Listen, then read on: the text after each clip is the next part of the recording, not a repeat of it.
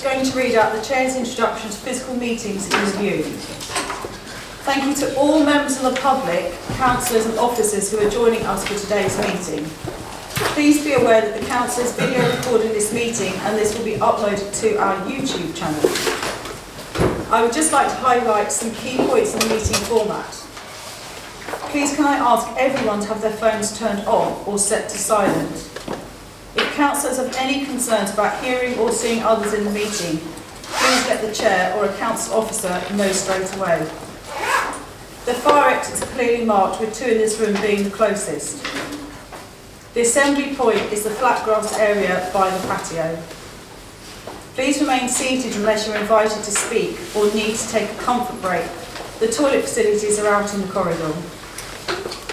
Members of the public are invited to participate in the meeting with the key points as follows. When the public participation agenda item is introduced, please raise your hand to show you wish to speak, and I will invite you to speak. If you are comfortable standing, please do so to ensure you can be heard across the room.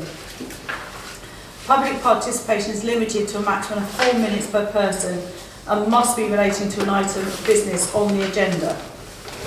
You do not need to state your name when you start speaking if you do not wish to, but we ask that you clearly state which agenda item you are speaking about. I would ask that participants looking to leave the meeting wait until the end of an agenda item to limit distractions for other participants. To all present, please remember to show respect to others in the meeting and avoid interrupting where possible to enable others to follow the meeting.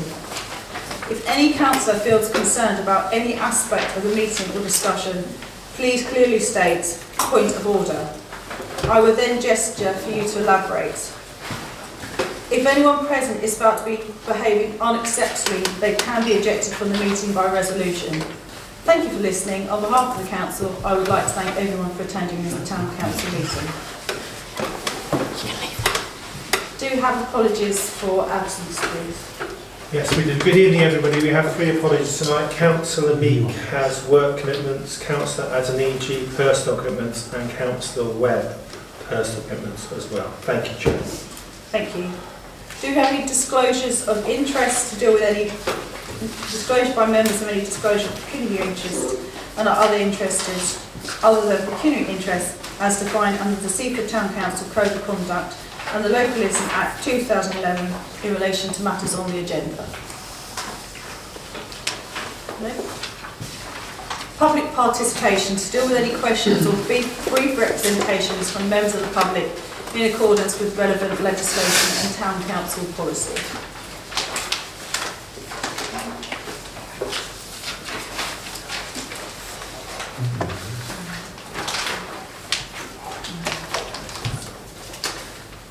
Right, would you like to go first? Did you put your hand up first? Shall I come here so I'm speaking to people?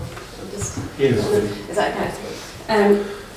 Right, so I would like to say about 2 things. The first is the Town Clerk's update report and speaking as a representative of Crouch Concerns. And I wanted to convey thanks and that we're really pleased to see this report coming to Council. That kind of sums up where we are now after quite a bumpy year last year. I think we're making some really good progress with things in terms of the community engagement and also what's going on at the Council. About a year ago, I was in the infamous photograph which got shared online. I wrote an email into the council, and within that I said, I really don't want there to be division in the community where it didn't exist before. And we had a whole lot of division last year. But I really think things are beginning to come together in a different way. So on behalf of the working group and our contacts and so on, I really just wanted to say thank you and let's continue that. I know there are a few outstanding issues, but I think we're really making some progress, so that's great.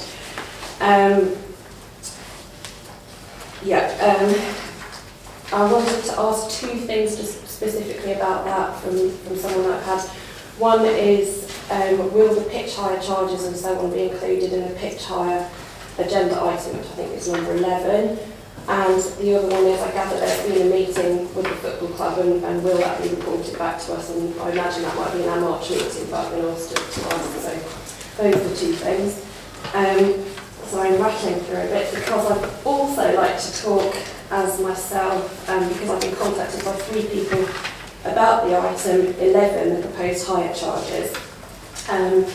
So there's a new charge which has been proposed, which is a flat fee for fitness and exercise classes being held in town council owned outdoor spaces, and there are also hire charges which I think are pre-existing, but ones which are specifically for voluntary groups. And I'll be contacted by a rep from Cycling Without Age who provide rides to people in Seaford who may be underserved and facilitate people getting out and about. They're really, really concerned that how these charges work, would they be prohibitive for local groups using local spaces on a regular basis. I would really suggest that we need to relook at this and have it distinct from larger events which might be happening and bringing people in from outside. So for example, the triathlon event that used to happen, which would bring a lot of people into the town, and there would be an inflow to our local town economy of money from outside and for actually excluding the public from an area and having a dedicated space. Whereas people like fitness instructors, for example, I know someone who's a personal trainer, charge £30 a session. They had to pay £57 on top of that. That's a 200% increase, and I don't think people would be taking them up, and she's just worried about having to put out business. And likewise, group sessions as well. It would just add a lot of cost, and I think we've had the Mayor's theme of the year has been health and well-being, and let's not undo that right at the end. So maybe a bit more details and clarity on that would be great, and then have a think about how that would actually affect us locals, because a lot of those providers are local for local people rather than having an influx of something to our local economy. And also maybe think about the space and the salts.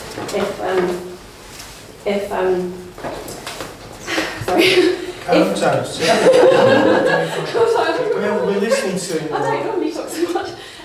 If that space in the sulks between the skate park and the tennis courts, I know it's up for consultation, but if, for example, it comes to be used as a multi-purpose exercise space, then somewhere that's sort of dedicated and that excludes the public, if you want a real sort of your own area, then I think the feeling is that that might be appropriate, but for groups just sort of using the grassy areas where, you know, they're not impeding anyone else, I would really encourage everyone to look at that with a bit more scrutiny.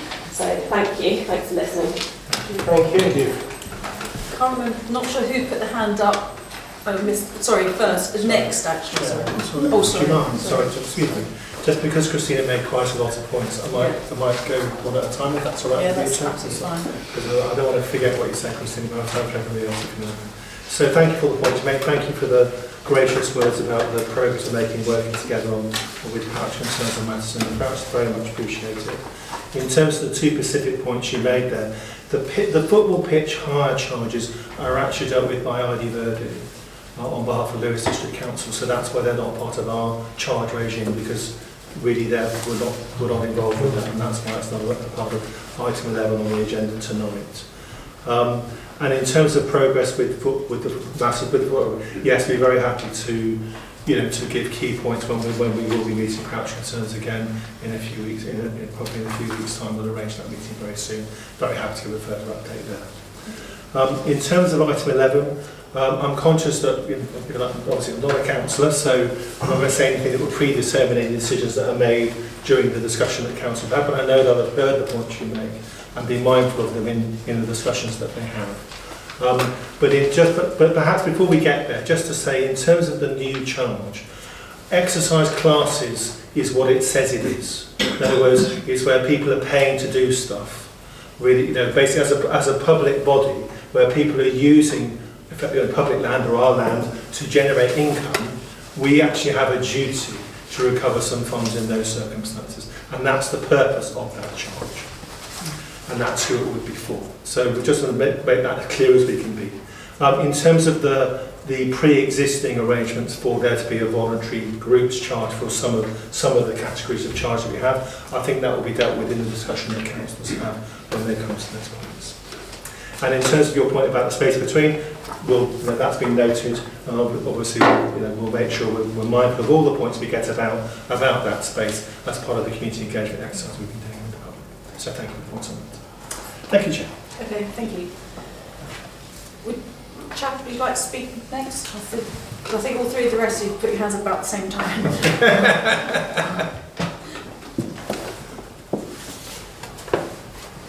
Sorry, I'm just setting my timer.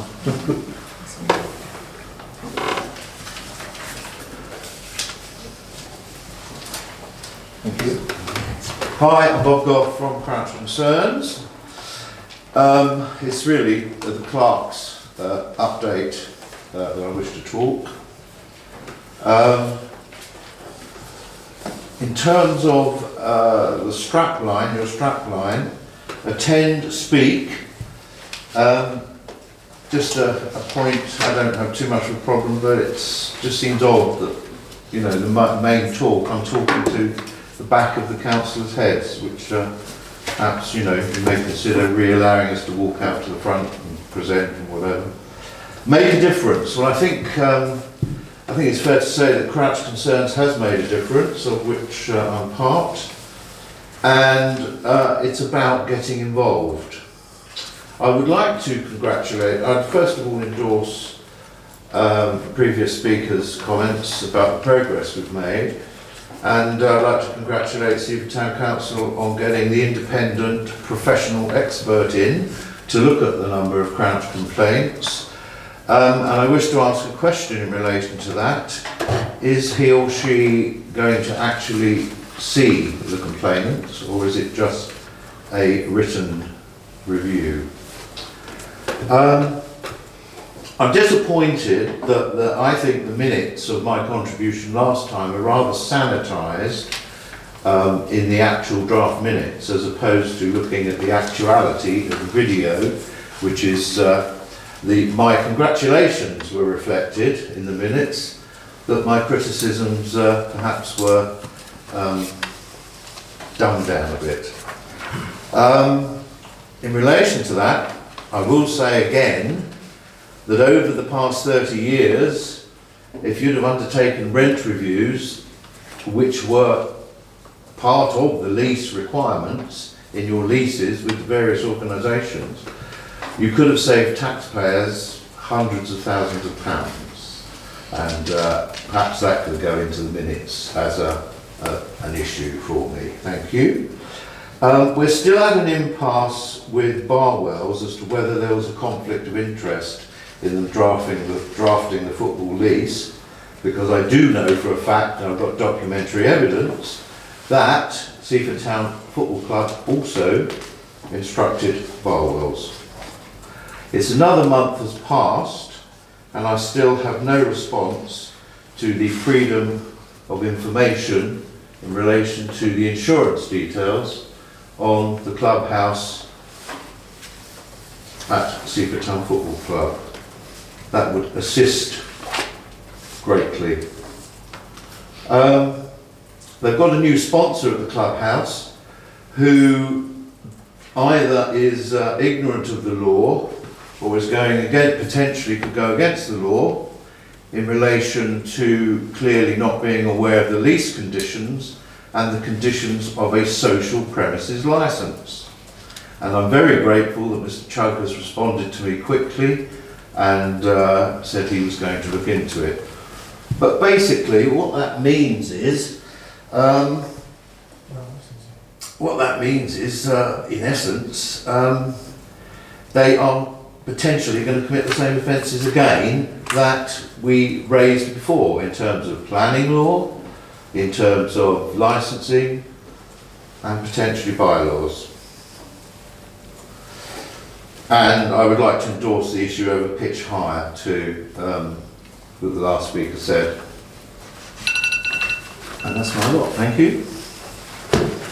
Thank you very much, Mr. Goff.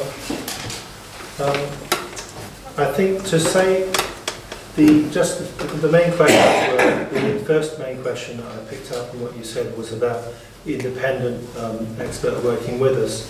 Just to say that's, to clarify that a little bit, that's someone who's been provided to us by our national and local membership organisation as an additional source of support for us to draw on. SOUT were really concerned when they learned about the sheer volume of queries we'd be getting as a small organisation and the impact that was having upon our council business and some of our individual officers. And so they offered that additional support to help us with what we were dealing with. And so that's the context under which that person is operating. They are independent of us, and they're providing useful advice on a number of matters, but that's the scope of their work and that's how they're being involved. In terms of your point about the minutes, I mean, I went back and watched the video and looked at the minutes. I mean, you raised 1, 2, 3, 4, 5, 6, 7 points in your input to the last meeting, and all 7 points that you raised are listed within the minutes of the meeting. And we're really clear that we follow legal and guidance on our minutes, and that they are, they're not a verbatim record of meetings. And the advice we have for the legal advice, we have to follow minutes for councils, which is in this textbook here, Arnold Baker, Local Council Administration, section 7. It says minutes should be as short as is consistent with the meeting. They have to record councillors present, apologies and decisions made, but they're not designed to be a verbatim report of the meeting. But we did our best to convey the main points that you raised. All 7 of them are listed within the minutes. In terms of the point about rent reviews, yes, we hear that, and say going forward, public management leases will be regular reviews as are contained within the leases. In terms of Barwell's conflict of interest, we'll make sure that an answer comes back from that soon. Similarly, around insurance. And in terms of the sponsorship, yes, as I responded to you, we are following that up with relevant parties, and as soon as we have some definitive information, we will come back to you. Thank you. Thank you. Would like to Yes, if I may. Oh yeah, thank you everybody. I'd like to just talk a little bit about agenda item 9, item 2.1, which is the Martello toilets refurbishment. This is kind of from an engineer's point of view and an environmental point of view. So firstly, the timing of the public consultation versus the tendering. So the public consultation is to be completed by the 14th of March 2023, and it's currently out to tender. The works for the Martello toilets refurbishment is currently out to tender, with the tenders to be returned by the 13th of March. And it's almost coinciding with the public consultation. So a thought here: how and when would any public consultation views be considered, and how would any acceptable ideas be incorporated? During the tender review period? Okay, that's one thought. Cross-reference to the Climate Change Subcommittee meeting on the 12th of January 2023, where a query was raised whether the Martello toilet refurbishment may be used as a retrofit opportunity. This was related to sustainability and potentially carbon footprint, amongst other things.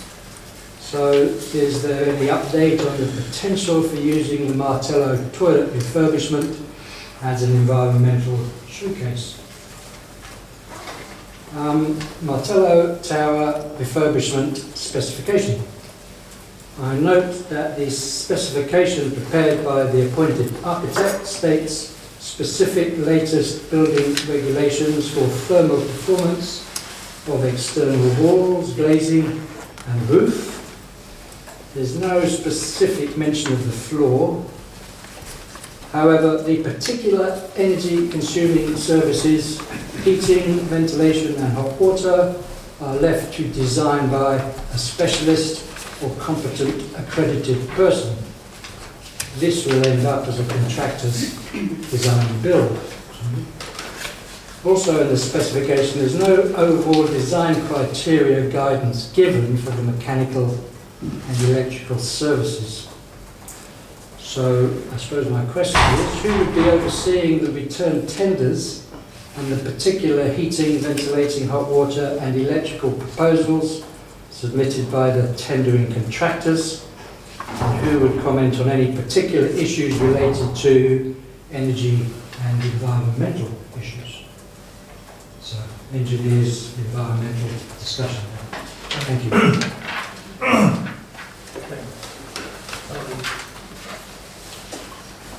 Would you like to add, Chair? So the Lord might want to answer that as a chair of the working group. That makes total Yes, sense. thank you very much for bringing your concerns to me.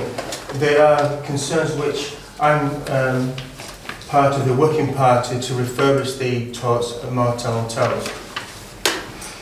We have looked at installing solar panels on the roof, but what we have considered is the fact that they would be suffered with vandalism, because we have young people with stones on a sloping roof.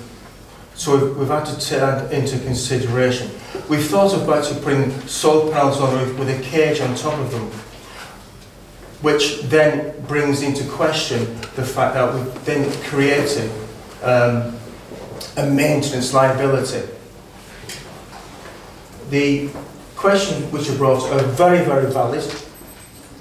The building will have to comply to the latest building regulation, and the regulations is calculated on a U value, which is the amount of heat which can go through a wall. The building was constructed between the wall, so just after the wall, and there's no heat insulation whatsoever in that particular property. What we're proposing to do is to increase the U value, or the heat insulation, on the inside of the building, and that will prevent interstitial condensation in the cavity. We are going to put a non-slip material on the floor, because at the present time you've got a quarry-tile floor which can anticipate slips, trips and falls. The windows are going to be compliant to the current high insulation value regulations for extreme exposure on the seafront.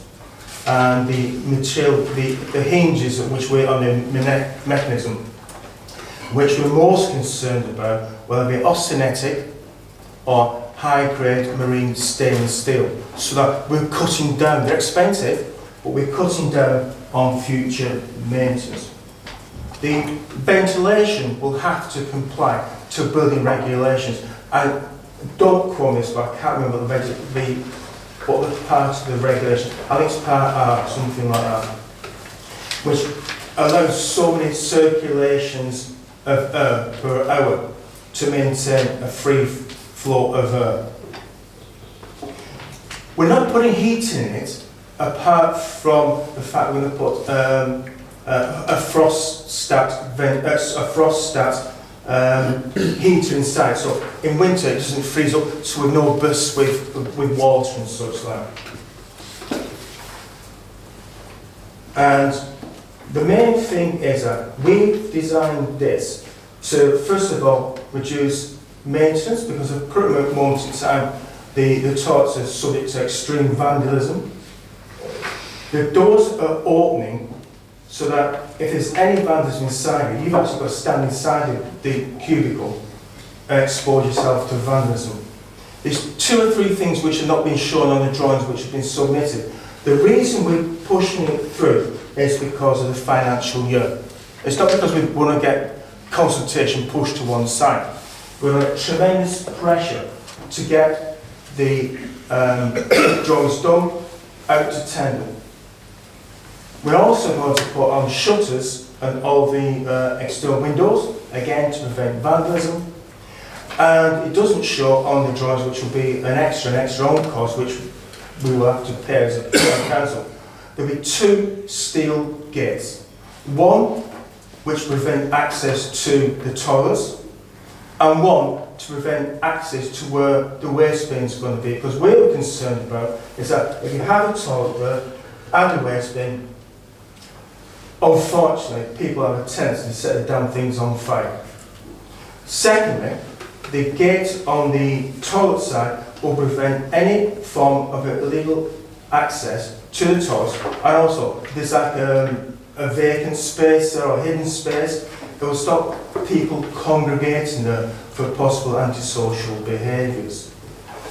What's the thing about that? And the consultation process, which we welcome, and thank you very much indeed, these things will be taken on board, because when we're doing a 10-year evaluation towards the end of next month, whatever is brought forward, we can take these considerations into being, and if they're relevant, we will then incorporate them into the design. Because what we've actually done, Chair, we've actually put a rather large contingency into the project because we're trying to push things through.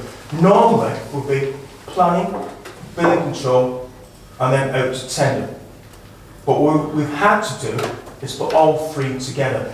And unusually, I've not done this before, it's public consultation. So the four things are running concurrently.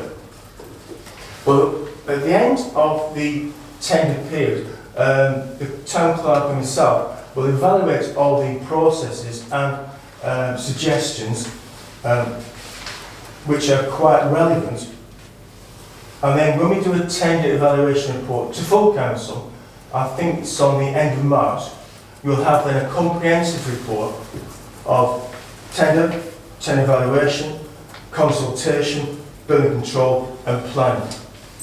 Will then be submitted to yourself, Madam Mayor, and the town clerk for the final stamp. I should also say, which has not been mentioned, but I know it's going to come, is the fact that we're going to, as part of this development process, is to bring in, town clerk, is it changing facility, changing room? Changing places. Yeah, changing places. That will be incorporated as part of this design, but it's funded separately away from this. So when the contract is let during the summer months, all being equal, we'll get the toilets refurbished, a change in places, and while this is going on, we'll have temporary toilet facilities on the seafront as well. So residents will not lose the capability of using the facilities on the front. So it's quite a complex process, and we've had to compress it because of PERDA and because of the way the financial year works. So it will all come together, and every comment I can receive from members of the public, thank you much indeed, will be incorporated into the final decision-making process. Thank you very much. Thanks, Councillor. Thank you very much for your explanation. Very, very clear and specification. They were definitely in your head. Thank you very much, and all to the working team who've been also. It's a working party. No, that's why I said working team. A spokesperson. Yeah, I just said work. That's why I said working team. Absolutely. Thank you very much. The lady in the back, you had a. Good evening, Chair and Councillors. I'm the interim chair of Seaford Striders Running Club, and I'm very concerned about the possibility of fitness exercise classes being charged for the use of Seaford Town Council green and open spaces. I'm an England Athletics trained volunteer run leader and have had health walk leader volunteer training as well. I sympathise on the Council's need to raise additional funds, but object strongly to this new proposal to charge fitness and exercise classes. It totally contradicts the national directive around being more active to help with mental health and prevent illness, obesity and disease. Seaford Striders is a community amateur sports club which has about 370 members, roughly split around 1/3 juniors and 2/3 adults. Our juniors sessions have taken place on Seaford Town Council open spaces. Seaford Striders has recently paid out to have all our volunteer junior group leaders England Athletics trained. We purposely keep our juniors membership costs low to remove any barriers to participation. Our junior sessions are very popular and are always full with a waiting list. If the proposed charges were deemed to apply to our juniors, it would mean that these sessions would run at an unsustainable loss. It is important for our junior sessions to be held in an area such as the Salts so that the groups can be properly monitored for safeguarding purposes. Our adults meet on Wednesday evenings in various locations in Seaford and the surrounding areas. Some of these groups will run along the seafront or through the other Seaford Town Council open/green spaces. Would the proposed charges apply in these circumstances? In my view, this is impossible for the Council to monitor. In addition to our group run, Seaford Striders also provides an annual supported Couch to 5K group, which is put on free for all participants. We meet in the Salts and walk, run in groups along the seafront or elsewhere in Seaford, meeting back in the Salts for stretches afterwards. This programme usually has about 40 participants who are supported by existing Seaford Striders. It has done wonders for the participants both mentally and physically. I started running just 6 years ago on the Seaford Striders Couch to 5K programme. It would be totally wrong for the council's proposal to charge Seaford Striders for providing this wonderful programme. It is generally Seaford Striders and other runners who are out on the seafront clearing shingle after the storms. This has been done willingly on a voluntary basis to get the seafront back into operation again. The definition of fitness exercise classes is flawed. It could be interpreted that a group of people meeting to walk together is included. An example of this is the health walks, which take place every week on Tuesday mornings with volunteer group leaders. It could also include friends meeting up to run together with one of them leading. There are a number of exercise groups operating where participants pay a low fee to take part. They are so good for physical and mental well-being. They may be the only times, for example, that mums get some time to themselves. The proposed charges may put them financially out of reach, as many are on low income or benefits. I take part in Mum's Fitness, and sometimes these classes are held outside in the Crouch. The charge for the Mercury Centre, where most Mum's Fitness classes are held, is £15 per hour. That's obviously inside. This has recently gone up from £10 per hour. The Seaford Town Council green open spaces should be kept free, and all residents should be encouraged to get outside and use them. So I ask, please remove the proposal to charge fitness/exercise classes from your draft high charges. Thank you. Thank you. Thank you for such an eloquent and comprehensive statement, which we really appreciate and hear. One of our officers actually reached out to Seaford Striders today and spoke to another member of your organisation. Oh, to you? Okay, so you know the conversation at Sharon. Yes. Yeah, it'll be this afternoon. As I said, I think we'll say, I don't want to preempt the council of consideration of this matter, I can't do that as an officer. But clearly, if further clarification or publicity is needed to explain what we're doing, we're obviously happy to do that, and don't want to cause any unnecessary alarm to people by people, by not making ourselves absolutely clear. As I explained earlier in my previous answer, this is simply about where income is being generated by activities. As you said, the previous great example again, someone will pay to use a village hall, so just that's almost like the parallel really in the process. But clearly, we're very aware that you are a community organisation bringing community, not a money-making organisation. So clearly, we would have to be mindful of that going forward. But I'll leave the councillors to actually determine what they finally wish to do. Thank you. And thanks for coming tonight. We appreciate it. Thank you. Does anyone else want to talk in public participation? Because this is the only time to do it if you want to. Sorry, if I can just add to point 11. So I would like some clarification. Sorry, would you mind standing Oh, up? sorry. Yeah. So my name's Darren Evans. I'm a UK athletics coach, running coach. So I'm also the club welfare officer for Seaford Striders. I'd like some clarification regarding paid-for exercise groups and non-paid-for exercise groups. For instance, I conduct paid coaching sessions with regards to endurance running technique, which involves interval sessions on the salts and along the promenade, which is paid for. I also conduct a voluntary running group for local charity WOLO along the promenade, which is voluntary and non-chargeable. My question is, how can you differentiate between the two activities?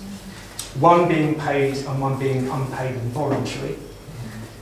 May I ask the council to consider a possible annual fitness activity licence for coaches like myself, as the cost of hire for each session will make these coaching sessions unaffordable for many, which will in turn have a huge impact for myself and many other fitness leaders who only do small group activities.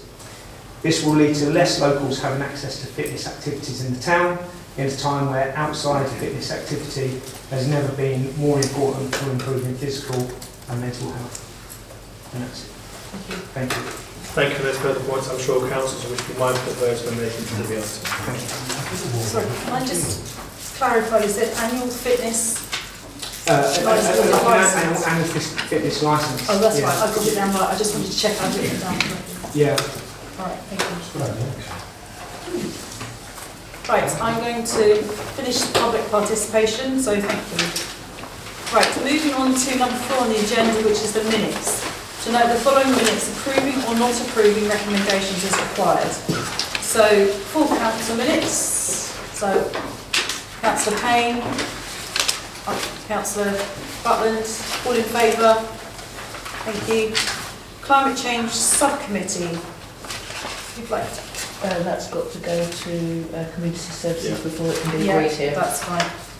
That's fine. And then planning and highways, I think we can take those together. I propose that we take them as read. Thank you. Brilliant, thank you very much. Then move, all in favour?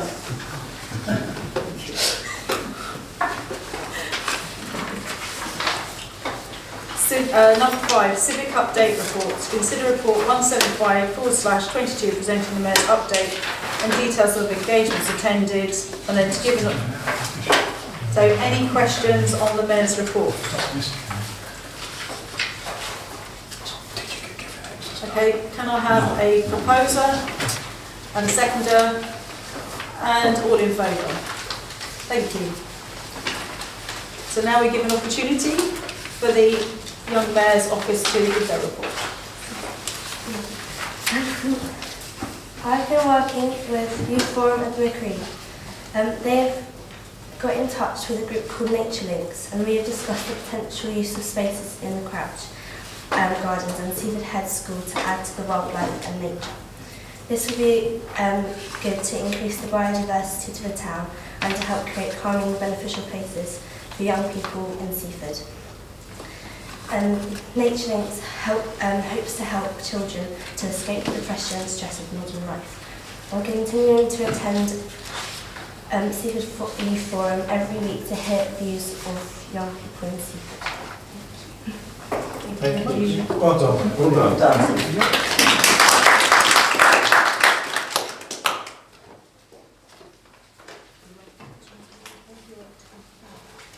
Thank you very much. Then on to item number 6, Town Council Working Group reports.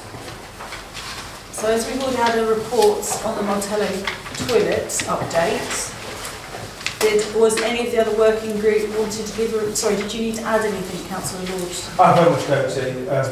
What I've said is basically everything's work in progress, to be perfectly honest with you, Madam Mayor. Thank you. Thank you. Any other working groups wanted to give any updates? No? Okay, thank you. 7, outside body representative reports. Standard agenda items to enable town councils appointed representatives from outdoor bodies of the town council to give brief verbal reports. Outdoor body report? No? I will just do a very brief report on the access group. I did send an email around yesterday because an issue has been raised quite a few times last year and then again this year about the fact that the disabled toilets have been double locked. So if you had a radar key, you couldn't open them after a certain point because they've been double locked. We've checked with the offices at Neighbourhood First, the Lewis District Council offices. Apparently the toilets haven't been double locked since October last year, and they are now sorting out getting timers put on so the toilets open at a certain time and close at a certain time. Hopefully there's a fail-safe in that option. That's what my mind went into. I hope there's a fail-safe option into this. Well, there's a number inside the toilet. But But this is something they've looked at because the issue has been, which is what we were told previously, that there's normally only possibly one person trying to close all the toilets, and so they have to close them early. So this is something, obviously Lewis District Council, and obviously if it's Seaford Town Council toilets, anything like that is being looked at. So that was the update that we got from the officers. So that was where we go from there. Right, district and county councillor update report.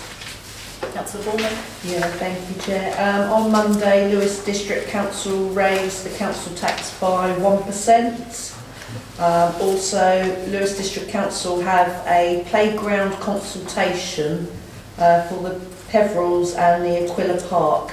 So local residents around there can have their say in what they'd like to happen for the local play areas, and that it is online so that they can get on to that consultation. So that's all from district. I know Councillor Adeniji's not here tonight, but I know he would like obviously an update on Exheat Bridge, because obviously there's been a lot of vandalism to the traffic lights. So obviously if anyone does know anything or sees anything, to report it to the police straight away, because obviously if it keeps happening because of the cost of them, you could remove the lights, which would cause chaos for us. So we obviously don't want that happening. So if anyone knows anything or sees anything, to report it straight away, and hopefully it doesn't happen anymore. Yeah, I have to admit I was quite shocked when I read about that. They were vandalising the lights. I'm thinking this is actually really helping the flow of traffic. So why would people want to vandalise the lights? So hopefully, Councillor Honeyman. Thank you, Chair. Through you, Madam Mayor.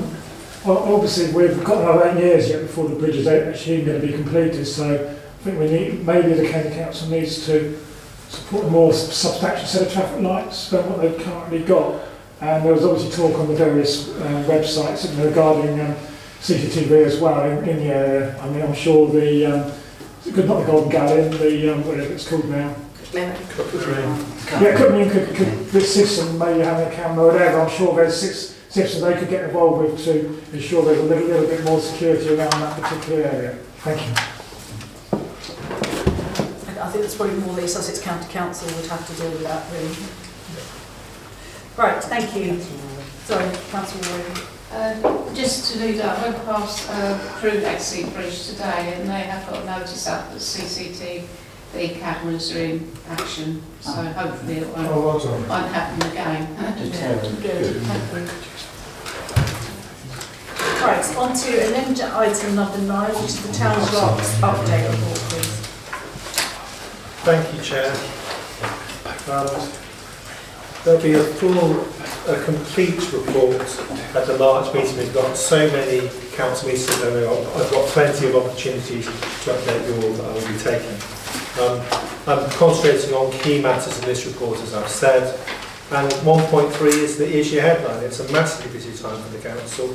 There is quite a lot to update, but I'm really grateful to my office and team who are working incredibly hard at the moment and doing lots of great work, which is very much appreciated.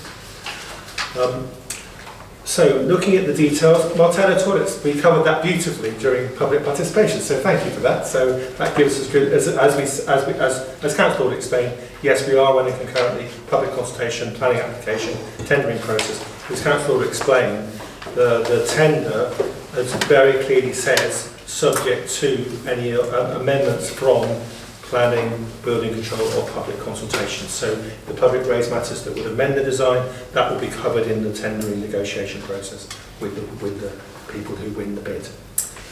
So that's Martello toilet. So lots happening there, obviously, and the Council would explain what we're doing, moving that forward as fast as we can. Walk the Chalk event, I'm very grateful to all the councillors for a very comprehensive and engaged discussion of this event last time. And I think everyone was very pleased with the outcome we had, which was a list of things that need to be done for the event to be possible.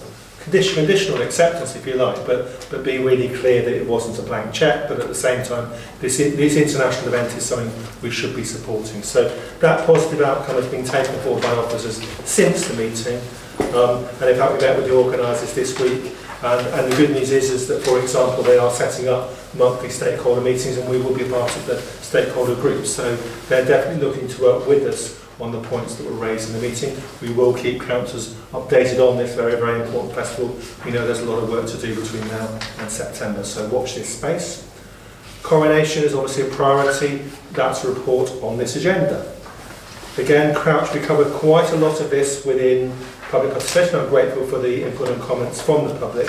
So I think we can all see the work that's been undertaken to move through the points that need to be covered as is described within the report. Recruitment, well, having said how overworked we all are, this is obviously an absolute priority. And we're delighted to have advertised the Head of Assets Project Services. I want to again thank Georgia and Nikki, especially amongst the officer team, for the fantastically professional recruitment pack. I hope you've seen that. It looks fantastic. It will make anyone want to work for us. So really pleased with the job work done there, giving the right image of us as an organisation. And as I say, so the closing date for that is end of Feb, so we are interviewing 7th of March, first interviews, 10th of March, second interviews, so by mid-March we hope to appoint. And we've taken the operational decision that rather than recruit the 2 posts at once, because the second post we manage by the first person, we'll get the manager first and then they'll recruit the member of their team. I think that's the best process. Especially as in the meantime, we are arranging with Lewis District Council for additional project officer support from them to cover the work that needs to be done in this massively busy period that we're having as a council at the moment. Consultations, so as again that was discussed earlier, but Martello Toilets, Salts Cafe, ahead of council discussion of that application on the 16th of March. And the Cricket Club storage facility, again, we'll consider what to do with that, about that request football from the Cricket Club once we see the results of the public consultation on that matter. But clearly very, very important that any significant development on spaces such as the Salts needs to have a public consultation done, and that's why we're doing 3 at once. Engagement survey, strategic planning, we touched a little bit on this earlier meeting, but as I say that we're really grateful to all members of the public who've contributed to the survey so far. And as I say, the next stage we're convening soon the stakeholder workshops, and then we'll be sharing the findings of that public engagement we've done with the town and with everyone, including councillors, at the town forum at the beginning of June. And then following on from that, having heard all of that, councillors will then work on the new strategic plan with the planning day set for the 1st of July. That process is proceeding. Elections again, process is proceeding. I'm very glad our assistant town clerk is returning from maternity leave 20th March. Perfect timing to manage administration of that process. That all is on track there. But as I say, also 20th March, fair enough, is also the date of the notice of elections. So it couldn't be better timed in terms of what's actually happening. And then finally, complaints. Just to say that our complaints policy says there should be regular updates of councillors or any complaints and outcomes. So again, we'll be doing that as an annual report for each municipal year. So that report will come to the March full council meeting on March 23rd. That gives you just some of the headlines. I could say more, but we've lots we want to get through tonight. But again, Chair, very happy to take any questions from the floor. Councillor Hyman. Thank you, Chair. There'll be a meeting on the 23rd of March. Will that be a 2-item meeting effectively without the extra items, or will it be everything with mayor's reports, everything else that goes with it, as there's 2 in the week? Thank you. The base, okay, very happy to clarify that, Councillor. George and I are working on those 2 agendas as a single piece of work, really, and basically we're listening to obviously SALC's advice about pre-election arrangements, which is what PERD is called now, pre-election arrangements. And so we're basically anything that would be deemed as a new item of business, a completely new thing, for example, such as the Salts alcohol licence application, will go to the 16th of March meeting. So most things will go to 23rd. It's only things that might not be super sensible to do during the pre-election period will go to the 16th of March meeting, and that's why we've got the additional meeting there. So the 16th of March meeting won't have too many items on our agenda. The 23rd will have most of the items, but anything that needs to be done before the 20th will be done on the 16th. Hope that clarifies for you.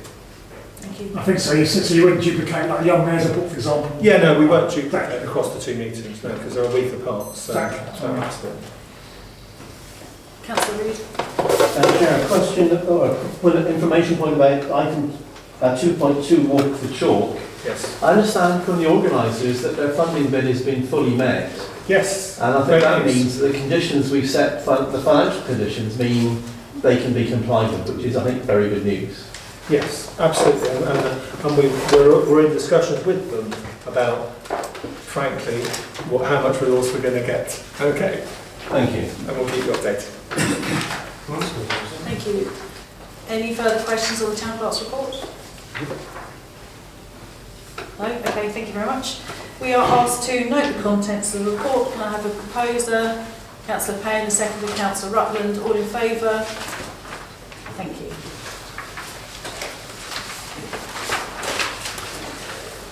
Agenda item number 10, to present an overview of plans to celebrate His Majesty the King's coronation in Seaford Town. Thank you, Chair. Councillors might notice a pattern this evening where different reports have different people's names on the top, but unfortunately you're listening to me all the time, but that's how we're going to run the meeting this evening. So I'm very grateful to Sharon and the team for all of the input into this report. But as I say, I'm presenting to you now, and we're asking, basically, we're setting out here. The introduction covers, as I say, the official announcements about Saturday, Sunday, Monday. I think it's really clear from the palace that this is not a kind of rigid, set in stone, you must do thing. It's simply guidance from them about how people might want to approach the celebration. But they're being, somewhat more laid back than maybe some other previous formal occasions have been in terms of guidance about this. So very much up to the town in terms of how they want to approach their 3 days, but it's helpful to have the context set within section 1. And then section 2, very much what the town council is up to, and I say then there's more detail within the report about a proposed May coronation festival, basically a piece of partnership working involving the town council as well. And obviously the motion, the second motion this evening, reflects us part of what we want to do and part of organising that event for the 8th of May. But also 2.3 here at the View, there'll be a coronation tea on the 6th of May, but also TV so people can watch the coronation service here if they wish to. Well, we want to make sure, 2.4, that the town shows itself rightly celebrating this coronation. And then 2.5 and 2.5 and 6 explains how the rest of section 2 really talks about how we're working with our town, and really again acting as an information point to let people know what is happening in terms of street parties and other celebrations to maximise take-up across the town and help the community to do as much as they wish to celebrate this event. So that's all set out again within section 2. Section 3 there goes to give even more details about the proposed May Coronation Festival. Could be a really exciting community event. And with the 3 days, it would seem sensible to let's have the town celebrating on the Sunday or Monday. So we're going to go for the Monday on the Latello Fields. I think there are other things going on in the town on the Sunday as well, like on the High Street and stuff like that as well. We know that from the road closure applications that are coming in. But this is a specific event the town council itself would involve itself in if council is happy with that approach, but also we'd like to therefore just waiving the necessary fees in terms of helping that event to happen. And that's set out within section 4, the financial appraisal. Also, councillors are reminded at the end that we set aside a significant budget for anything we do during this period, and we're very confident that we have plenty of resources available for the things that are set out within the report. Thank you for listening. Happy to take any questions on what's report. Thank you, Chair. Councillor Brown. Thank you, Madam Mayor. I'd like to get up. I know in item 3.9 that the town council is being asked to waive the fees for the use of Martello Fields. And then on page 17, at the top of the page, the first paragraph, the stallholders will be asked to make a contribution towards the event itself, but the organisers don't expect to make a profit. Yeah. I also note that we put aside £10,000 from the council accounts to help to pay for the event. Yeah. And therefore, we'd like to propose that the cost of that event, that the stallholders are free, and any other costs are borne by the town council for that £10,000. So that's an amendment to motion 2, Councillor Brown. I don't think it's fair to charge stallholders and then look at not making a profit. No, it doesn't add up. Okay. That's noted, thank you. So, Actually, I'll go on. You do it. Councillor Douglas first. Thank you, Madam. Sorry, Councillor Brown. Councillor Brown. When you say stallholders, do you mean the businesses or the charities? No, Because there's going to be two strains, isn't there? There's going to be charitable stalls and then businesses. it says we'll be asking for a stall fee from local businesses who Yes. enable us to buy advertising, posters, banners, insurance, etc. Yeah, so you mean for the businesses? Yeah. You think they should be charged, Yeah, but well, not I'm the proposing that voluntary they fee? shouldn't be charged, it should be free. We'll take any cost out of the £10,000 Yes. website So on we- the council. So you're proposing that we do away with the fees? Yes, I Yeah. think, it would maybe have been much more popular and Oh, yeah, probably yeah, more no, footfall. yeah. Thank you. Thank you, Madam Mayor. Yeah. Councillor Honeyman. Thank you, Madam Mayor. Can I just follow on from what Councillor Dunn was saying? So is the Seaford Town Market, East Dean Market, Village Market, which, or namely Miranda and Knowles herself, is she expecting to make a profit out of this herself, or is it, well, not on this occasion, she expects to do all this for nothing? I just wondered if, how I read it, that she is expecting to do it for nothing on this occasion. Well, no, normally she wouldn't. She'd want to make a profit, which is a profit-making organisation. Thank you. Yeah, I think, as I say, it's covered within the report in terms of it being a not-for-profit event is the approach that people want to take. Councillor Baldwin. Yeah, I'd like to second Councillor Brown's amendments. I think this is a once-in-a-lifetime, near enough event, and actually we should be supporting the residents for this. Yeah, I think so. Yeah. It may not be. Shall we, through you two, shall we vote on this? Can I just add a thing? Can I just ask, it says about the £10,000. Before we agree on doing the stalls free, I just wanted to know what the breakdown of the £10,000 is going to be spent. Before we say yes, we're doing the stalls free, what's the £10,000 going to be? Can we afford to do it once we've budgeted everything? I'm going to say yes to that, although obviously it will slightly depend upon, if it was 1,000 businesses that were supposed to be paying That's why I thought I'd £100 just fees, ask we wouldn't the be paying question. that, would we? So obviously it will be up to whatever the council can afford from the funds we've set aside, Councillor Okay, Chair. that's fine. I just need to throw that question out there. Through you two, I just thought it was the land that was free, so they're not renting a stall. Yeah. Well, I've not got a problem with that, but we should be subsidising. Is that what we're thinking about, subsidising them? Because we're saying that if you want to store on the stalls, you pay just say £10 or something. Yeah. What we're saying, basically, providing you fulfil our criteria with regards to our risk assessments and what have you, you can have a stall on the stalls. I've really not got a problem with that. They're legitimate and have their own insurance. I think, Councillor Brown, what you're saying is that at the top of the page 17, isn't it? Yeah. Is that the organisers of the festival are talking about costs they're going to bear for posters, banners, insurance, horror-films, etc. So it sounds like we as a council might want to make a contribution towards it. So then they won't have to generate other income to cover the costs of running the event. Have I answered that? I'm quite comfortable with that. Yes, okay. That's what I mean. So rather than get too bogged down into stall fees and stuff, it might be helpful just to say we'll make a financial contribution towards the cost of running the event.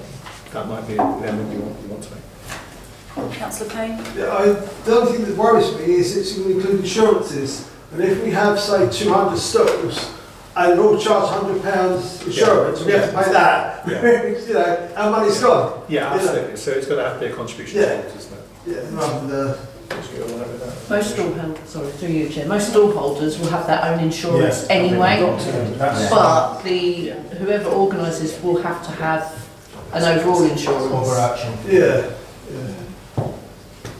I'm not sure, That's not thousands of pounds though. Is it not? Not for one day. Right, any further questions? Can we just have clarification on what actually Mark Brown's, so we know Yeah, what we'll do we're that. voting We'll on? do that.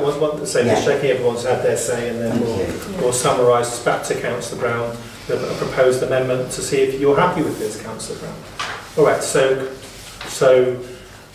motion 1 is unamended. Motion 2 is the first half stands, to approve waiving Martello Field hire fees for the May Coronation Festival being organised by Seaford Street Markets and Seaford Martello Rotary, and also for the Town Council to make a financial contribution towards the costs of the event based upon the resources we have available. Yeah. Are you happy with that? Are you happy with Councillor Brown? So, Councillor Warren. Thank you, Madam Mayor. I'm just thinking that Miranda could still charge for a pitch. Yeah, it's so they don't charge for a pitch. That's Okay. why we're making that financial contribution, so there's no charges for anyone. I think, well, as has been sort of, I hear you, councillors, we don't know how many pitches we're talking about. No. So, and we don't know what she's charging. So, we don't, you know, if it turns out there was 20 grand's worth of income coming in from this, we're not covering it at all. So it's only can only be covered up to what we can afford. She's saying that it's for advertising, posters, banners and insurance. Yeah. So that can't be thousands and thousands of pounds. No, okay. Yeah, and the next bit. Subject to the organiser reducing or removing the fees. There we go. Sorry, what was that? Comment, subject to the organiser amending or reducing the fees. Okay. The stallholder fees. I don't think that'll work. Councillor Warren, just wondering if there's any excess money made on the day, Yes. it can go to charitable causes. Can we Yes. put that? Should we have that as a third motion, Councillor Wren? I think we'll have everything. So I think number two's got long enough, if that's all right. So let's have it. Would you like to propose that as a third motion? Yeah, because I think, you know, we can't sort of dictate No. that they don't charge for Yeah. pitches, but if there's going to be a surplus amount of money left over, we're going to give a contribution for the advertising. Yeah. If any surplus money can go to local charity causes. Okay, so councillors request that any surplus from the event go towards local charitable causes. Yeah. That's, anyone want to second that motion? Councillor Rutland seconding it. Okay, so that's your three motions, Chair. Three. Have you got any of those, Jonathan? Happy with that? Okay, good. Can you read them out? Okay. Ignore that bit, not that bit. Okay, sorry, just show me what I've got actually down. So that's the second part. Perfect. Okay, so the three motions are, Chair, okay, one is resolved to note the contents of the report and the Town Council's approach and activities related to upcoming coronation. That's everything, all the other things the Council is doing as well. Motion 2, resolved to approve waiving the Martello Field hire fees for the May Coronation Festival being organised by Seaford Street Market and Seaford Martello Rotary. Furthermore, propose that Seaford Town Council make a financial contribution towards the cost of the festival based on the resources available, subject to the organisers removing or reducing the stallholder fees as best possible. Yeah. And motion 3, the council proposes any surplus monies from the event go towards local charitable causes. I've still got to get clarity. Hang on, right, so Councillor Payne. Could we not add 3 to 2, because then we make it subject, we will pay them something, but if she does make a profit, she gives it to charity. Because we're actually making it a separate issue. She could say, well, no, I don't agree with that, but we already agreed to give the money. Whereas if we make it as a condition that she gets a subsidy, then she has to give any because she said it's going to be not-profit.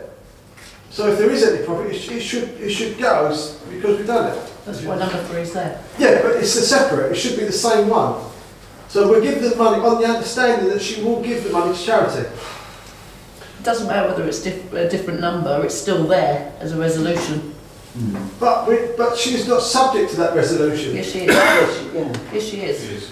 Because it's our land. But could we legally force her to actually do that? Whereas if we made this part condition of us giving her, say, 5,000, if she then said, well, I'm not giving it to charity, we can take that 5,000 back because it's a condition of 5,000. You see what I mean? It's slightly different. We've said we £5,000. can make 2 and 3 run together if councillors prefer that. I was just, you know, what was on my mind simply was that, you know, motion's getting very long, and whether that's becoming, that might cause confusion later. But if councillors want to just put the word "and" in and run 2 and 3 together, then I'm happy to do that if that's what they prefer. Separate the waiving of the higher Yeah. fees. So I think that's what we're going to do is that. So why don't we do this then? So rather than make original number 2 longer, we're going to keep number 2 as it was, okay, and add a new number 3, which is all the extra stuff you just said, as a single motion. Would you prefer that? I'm going to take assent on that. So is that okay? So everything I said, but now with the second half of 2 and 3 are run together, so Councillor Payne has his wish. Yeah. Councillor Honeyman. Thank you, Chair. I disagree, but I think you should, before you really make a decision, I think you need to clarify to her in person, telephone call, whatever, tomorrow, just to see what does she really want out of the meeting. Does she really want to make a profit? Because I still think it's a bit unclear on the proposal. So, and I sort of half agree with you, Councillor Payne, as well about what's going on. It's a bit unclear on her side. I think you need to put the subject into it, and then clarify further before you take it any further with 10,000 here and how much money she's making and insurance, and there's too much there, but still a bit ambiguous to make a final decision. You've got to put some subjects information in those motions. Thank you.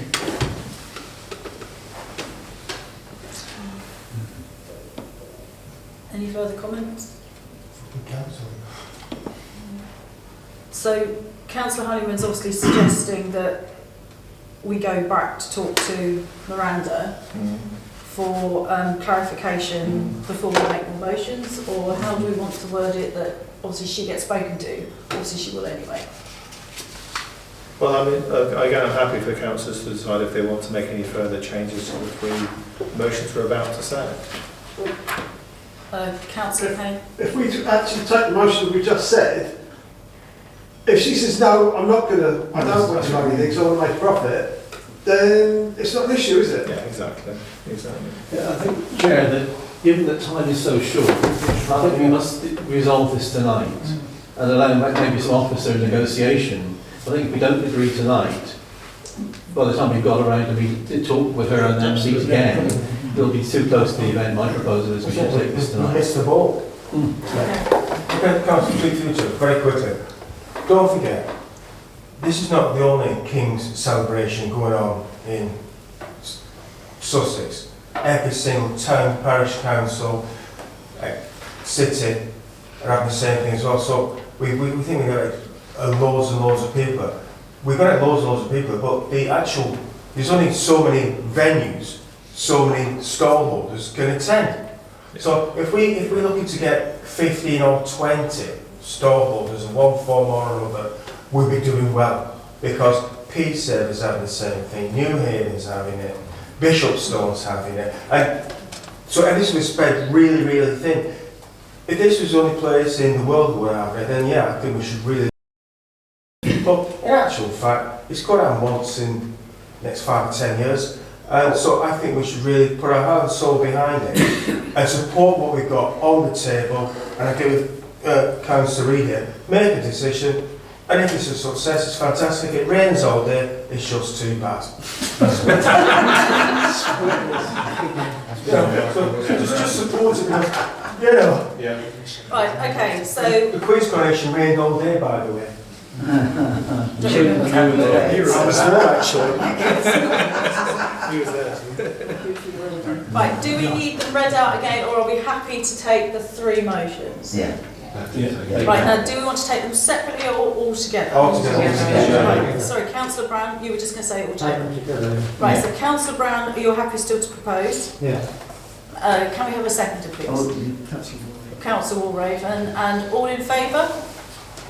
Yeah, that's unanimous, Chair. Okay, thank you.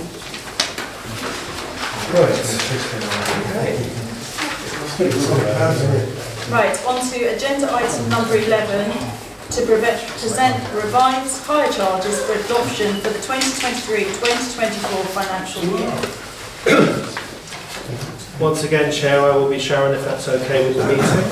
So there's quite, as we've heard from the public participation, there's quite a lot of information in this report, so happy to take any questions and clarifications councillors have. But within the body of the report, basically, as the beginning of section 2 tells you, most of the changes here are really a process of consolidation. I think that when we looked at it this year, we found that actually there was, some of the charges weren't always absolutely consistent perhaps. So this is a much more consistent approach that's been taken, where basically, in most cases, we're identifying an appropriate commercial charge and then setting a not-for-profit rate at 25% of that. On occasions, though, it's sensible to actually get your not-for-profit rate sorted and then use that to work out your commercial rate. So that's been done sometimes as well. That's explained within the report. And then obviously at Appendix A and B, Appendix B is the current situation and Appendix A is the proposals to go forward. Section 2.4 of the report talks about individual particular charges and why they're there, including item G, the new rate for fitness exercise classes that you've heard public participation about at the start of this meeting. Financial appraisal again is set out within there, but as I say, I think the 3.2 is relevant. Overall, the charges are increasing by 5%, which is, in the context of rising costs, is not perhaps an unreasonable figure. But as I say, the details of the individual charges, really that's for new ones, that's really Appendix A, that's really what you're being asked to approve or amend, is effectively Appendix A of this report. I hope that gives enough information. Happy Chair for any discussion to take place. Thank you. Okay, Councillor Payne. I'm happy to get 2.4D. I think the promenade charge should only be if they're actually closing off part of the promenade, because for the non-for-profit. So if something like Parkrun or something want to run along there, they don't close it off. They mix with everybody else. Yeah. I don't think we should be charging for something like that. Yeah. Then coming to the salts, the little picnic area, unless we're going to police it to say somebody can't go in there while we're renting it out, I can't see how that's going to work. It's just a small area. If somebody didn't want to hire the area, they go and stay in the next bit, which is 10 yards away, and have their picnic there. It doesn't make sense. And then finally, fitness and exercise. I agree with all the public thing. I think that's ridiculous. How would we police it? Will we have an officer on the seafront issuing tickets?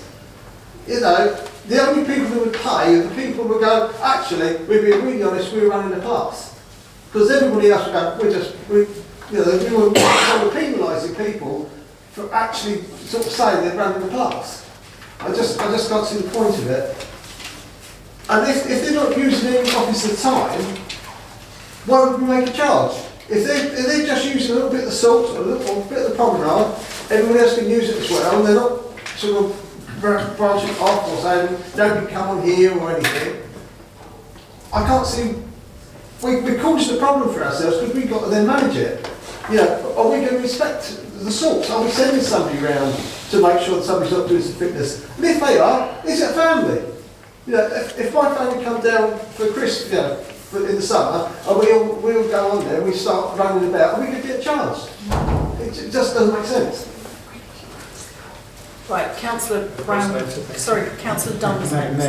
Sorry, Councillor Brown. I think that we should take into account that we're one of the few councils in the country that actually manages our affairs from our commercial activities, and through those commercial activities we are able to keep our precept either very low or, in the case of next year, zero. I therefore propose that we accept the changes that are shown here, which really all we're doing is we're clarifying the amount that we're requesting people to pay when they're using our facilities. Councillor Dunn. Yeah, thank you, Madam Mayor. I do also agree with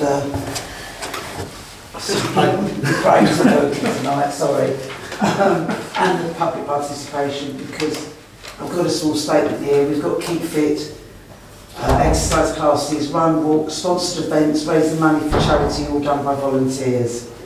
An email recently from Councillor Meek, who can't attend this evening, states that there is an outside gym in the Salts. This has to be maintained and we do not charge for the use of it. We've always had a flat rate for larger events, but my issue is with the smaller events, being charged by the hour, especially those that are solely organised by volunteers and with a smaller turnout of participants. Would a group of dog walkers out for exercising, as well as meeting people, fall into this category? I agree there may be officer time involved, but most smaller events do not require this. I supported many years ago and helped organise a disabled walk from Splash Point to Frankie's. If this event had been charged, it would not have gone ahead, as it was only done for the health and well-being of the participants. We as a council support and encourage physical activity for the help this gives to mental health, loneliness and general well-being. The word promenade is derived from a French word meaning to walk or leisurely stroll, and our promenade is a well-loved and used asset. My proposal is that this added extra charge is removed. Thank you, Madam Mayor. Councillor Overton.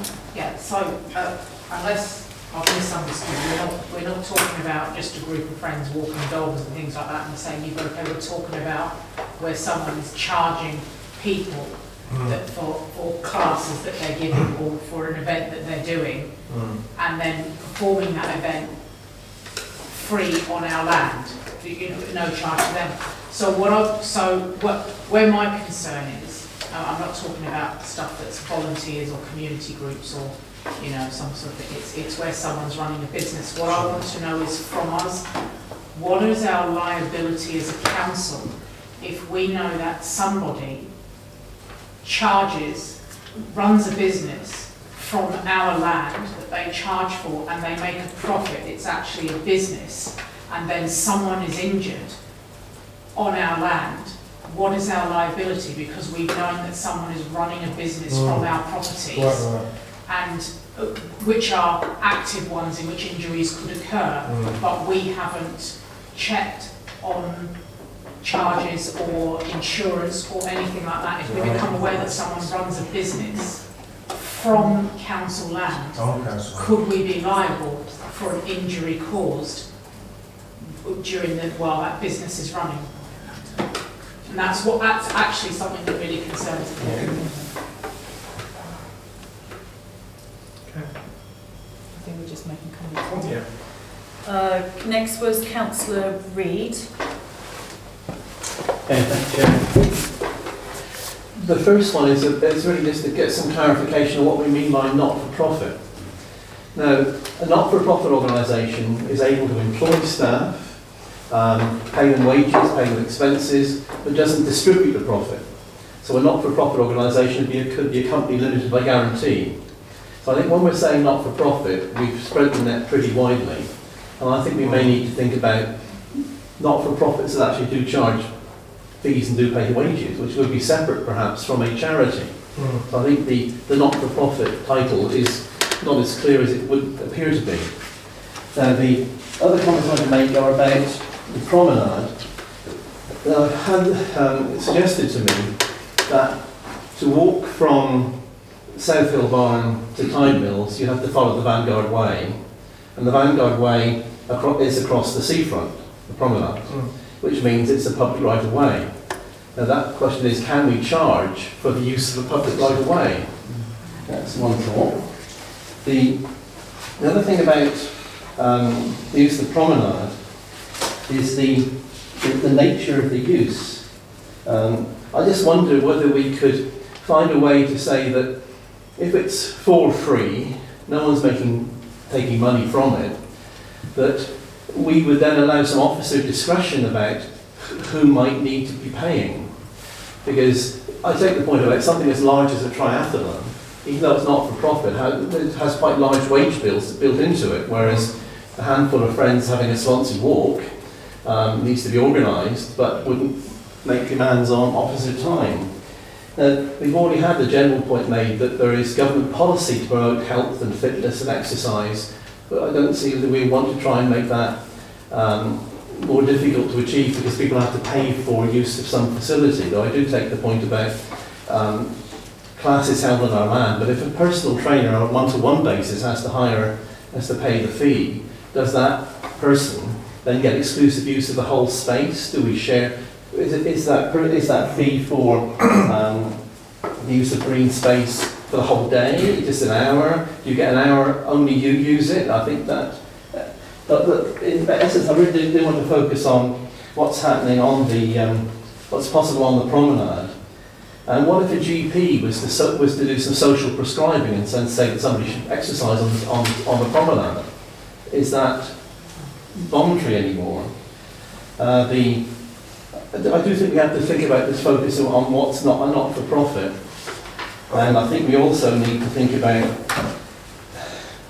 the consequences of I think from the people who talk to me, the postings that have been going on, people find it very difficult to see on what basis we would charge for the use of a public right-of-way, and that, just to create an example, if I celebrate my wife's birthday by having a group of friends together and we go for a walk on the promenade, free. If I say, well, let's make this into a fundraising event, we're going to charge a registration fee and make some money, then I've got to pay for it. But they're both equally the same group of people, and it's the same event. So I really think we should not. So if someone has a point of order, Chair, you are not a charity. Whether you go with a group of friends, you are not a charity. Right. So you wouldn't be charged. I think you're missing the point. It's the charities who get charged, not you as a person taking your friends out. But I'm still questioning why we want to charge a charity. Yeah. And I think there's a lot of misunderstanding and concern across the town about why we charge for a public right of way and want to charge a charity for it.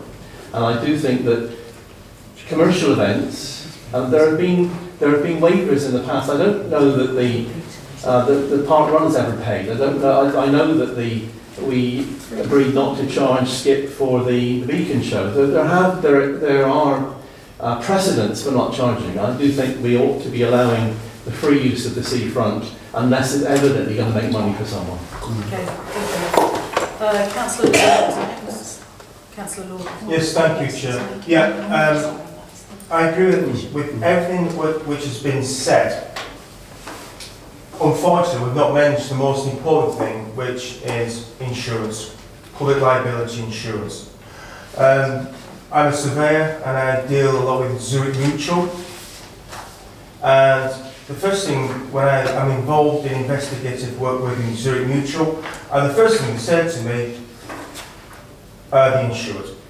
And I get involved slips, trips and falls, which form 95% of my workload in Zurich Mutual. Right?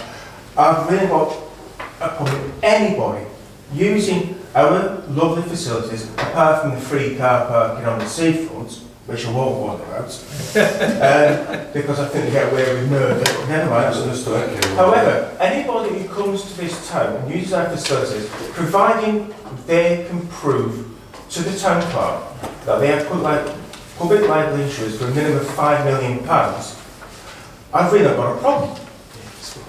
Because once they've got that in place, which doesn't cost a lot of money, they can say, I'm running a charity, balloon race or something, fine, I've got children running across the park, no problem. However, if it's a slip, trip and fall on council land, the first people that come to it is the town clerk say, such and such, by I've done my knee, done my ankle, done my hip in, done my shoulder in, I'm going to claim for £250,000. So, anyone else use our beautiful, gorgeous facilities in Seaford, for profit or non-for-profit, providing they can produce an insurance certificate to the town clerk and examine us from any form of risk. Good.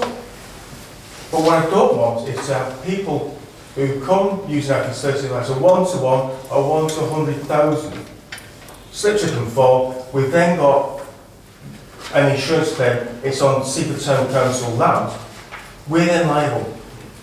So I think what we should look at is the opposite way around and say, well, if you want to use it, that's fine. But you've got to prove to us, before you use it, you've got public liability insurance. And I just think that should be an addendum to the motion. That the main thing is anybody who's public liability insurance for £5 million. £5 million premiums are not a lot of money.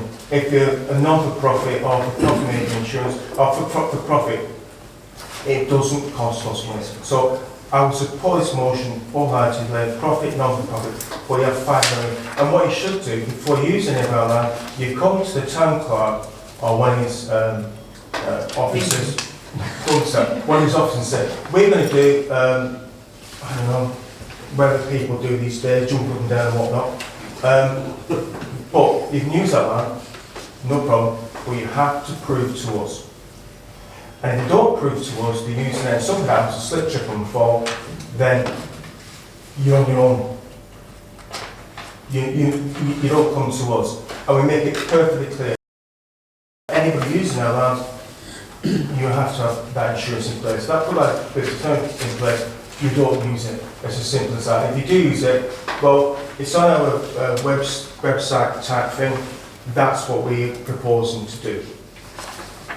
Okay, thank you. Councillor Rutland. Just picking up on the insurance aspect of it, yes, it is something we have to be very careful of. Yeah. But equally, thinking aloud and taking into account what this gentleman here said earlier, maybe the idea of anyone that runs fitness classes regularly, instead of an hourly rate or anything else, they pay a licence fee for the year. And then built into that licence fee is the requirement for them to have the relevant insurance to cover that activity. That's spot on. Yeah? Because I think it's a great idea. And we all want to do a lot more exercise, but equally, in this day and age, we've all got to be careful of Absolutely. liability. Yeah. So 100% agree. I think that's a good idea. Right, Councillor Payne, but we're going to, is anyone else who hasn't spoken yet? No. Right, Councillor Payne, I've already said your name to speak. Yeah. So if you want to speak. I just want to help police it.